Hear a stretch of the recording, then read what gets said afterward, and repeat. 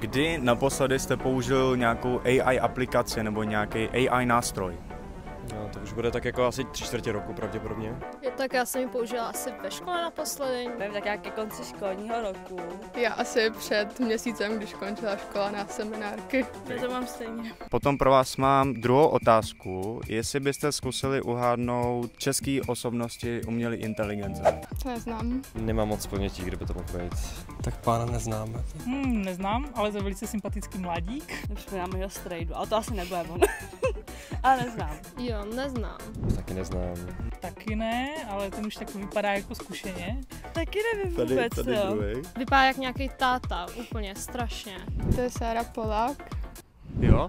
Hej, první, hustý. Taky neznám. Paní něco mi říká. Je žena, taky nevím. Neznám. Vůbec. Ne? Taky vůbec. Neznám. Vůbec. Neznám. No, tak to je pan Mařík. Myslím si, že Vladimír. Tak to vůbec neznám, ale to vypadá spíš jako nějaký prezident. Zajímavé, vůbec, jo. Okay. Nečekají tam byli takhle starý lidi teda.